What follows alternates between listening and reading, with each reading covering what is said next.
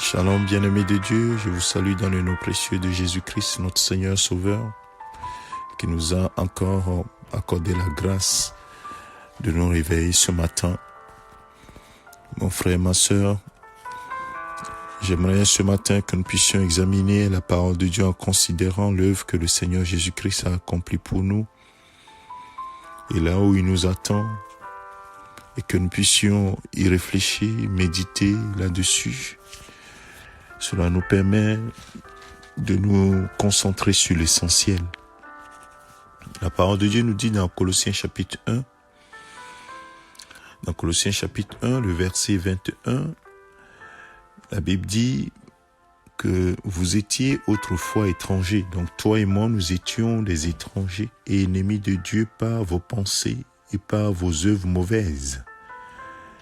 Il vous a maintenant réconcilié par la mort de son Fils dans son corps de chair pour vous faire paraître devant lui saint, sans défaut et sans reproche.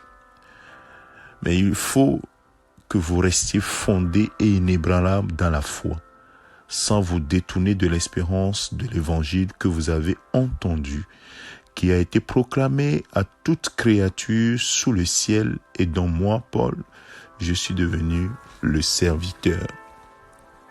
Bien-aimés de Dieu, la parole de Dieu nous situe sur l'œuvre que Christ a accomplie.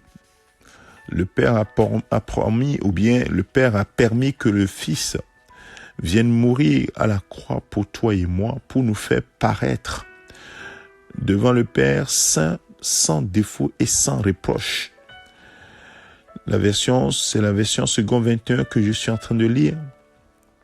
Sans défaut, nous fait paraître saint, sans défaut et sans reproche. C'est l'aboutissement que le Seigneur attend de toi et moi. Il a été sacrifié pour nous rapprocher de Dieu. Il a été humilié, tué à la croix et ressuscité le troisième jour pour que toi et moi, nous soyons en capacité, bien entendu par le Saint-Esprit, de paraître devant le Seigneur saint, sans défaut et sans reproche. Quelle grâce! Quelle grâce! Et nous pouvons nous réjouir de cela. Mais l'apôtre Paul dit à l'église de Colosse, aux frères, aux sœurs de Colosse, il y a une condition. La condition, c'est qu'il faut que vous restiez fondés et inébranlables dans la foi, sans vous détourner de l'espérance de l'évangile que vous avez entendu et qui a été proclamé à toute la créature. Vous devez rester fondés sur Christ, sur la parole.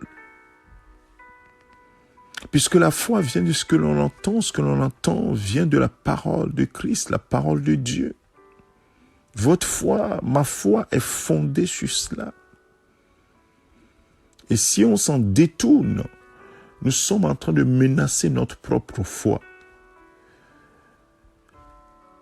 En ce moment, elle ne sera plus fondée, elle ne sera plus inébranlable.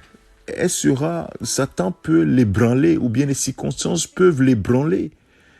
Et cela peut faire en sorte que nous puissions faire naufrage par rapport à la foi. La Bible parle de certains qui ont commencé avec le Seigneur, mais qui ont fait naufrage par rapport à la foi.